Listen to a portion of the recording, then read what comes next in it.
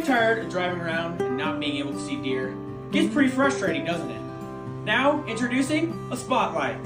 Spotlight offers many different options when you're looking for an animal in the dark. For example, you can spot raccoons. Oh, hey look, there's a raccoon out in the yard. Now, it's also great for spotting deer. If you can't see any deer, sometimes on a special occasion, your creepy neighbor will be there. Oh, hey neighbors. Notice we are aware that spotlighting is illegal in all states and penalties are, but not limited to, losing all belongings, losing hunting license for the rest of life, losing all firearms. Call 555-555 to get your special offer of $24.99.99 spotlights. Spotlights.com.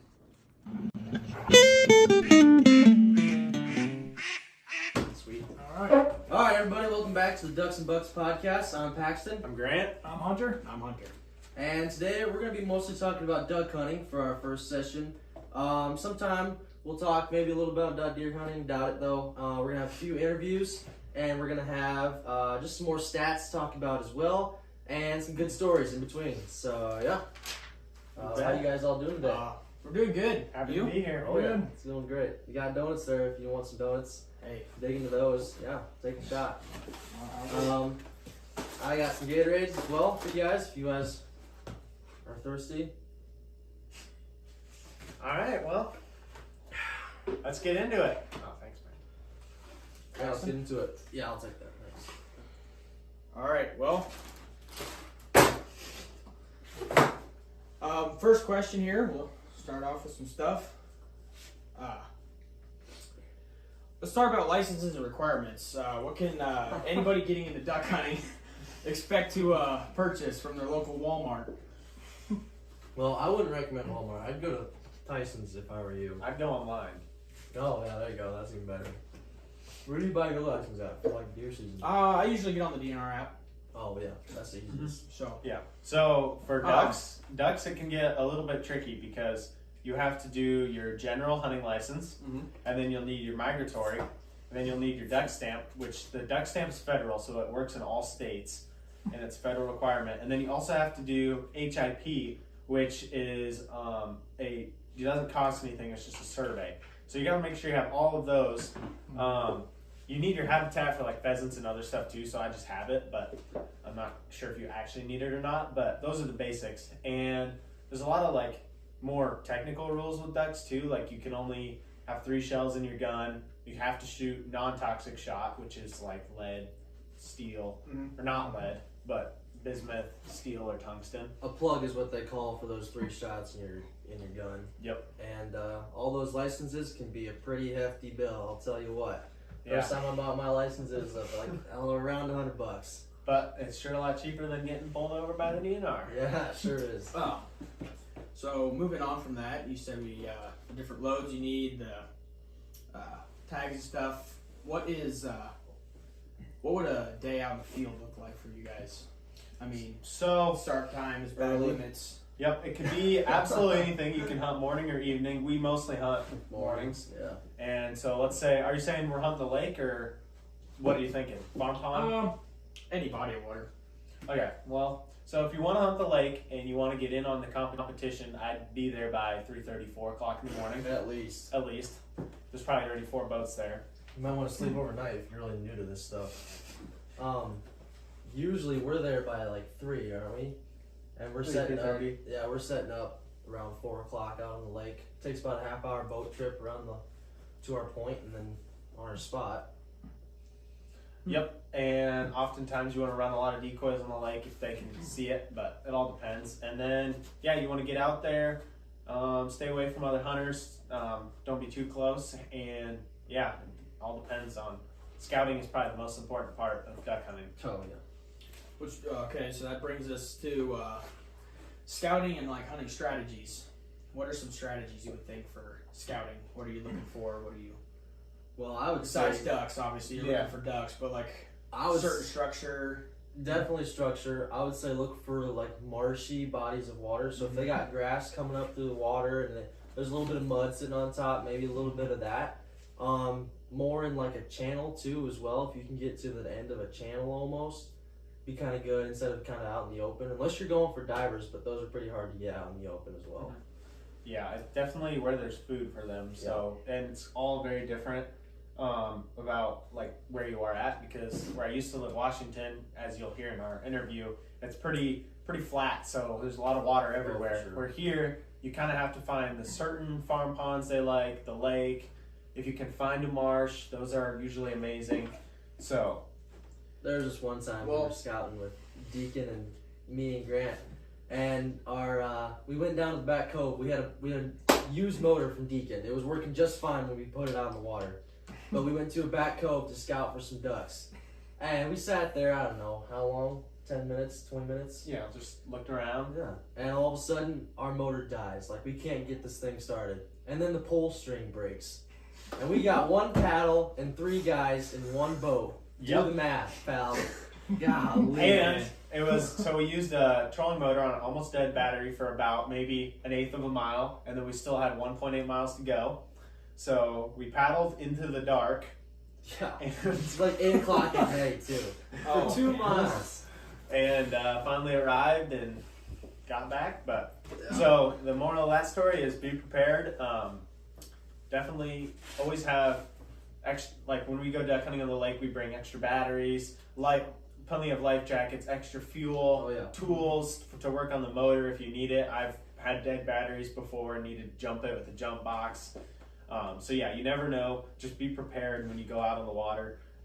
Overpack everything, and yeah, just safety first. Well, sounds like you two are pretty advocate duck hunters. Mhm.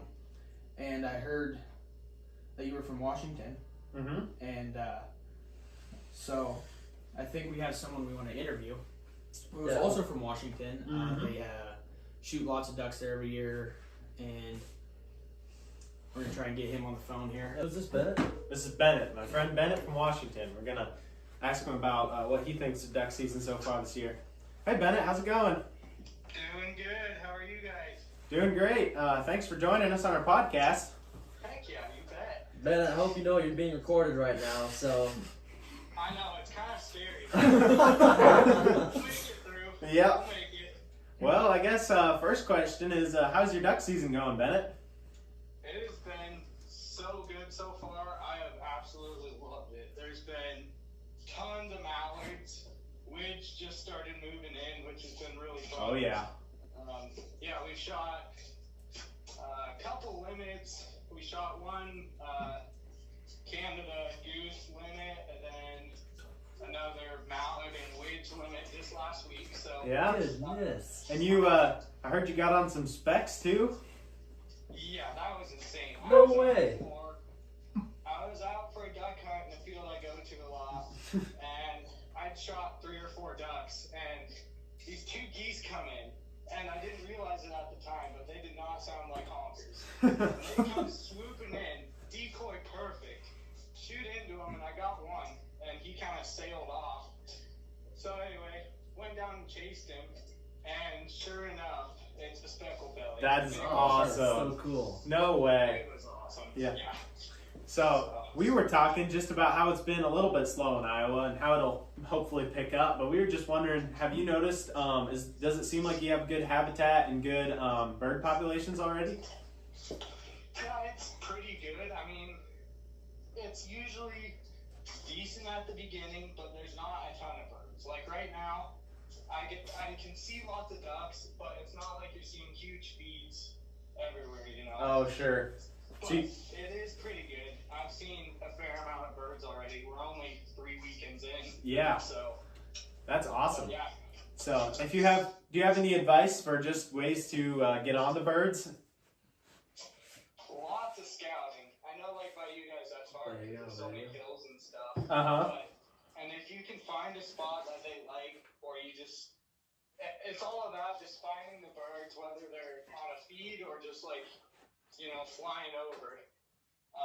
If you can find ducks flying around somewhere, that's probably a pretty good thing. You can probably get on. Yeah. pretty good.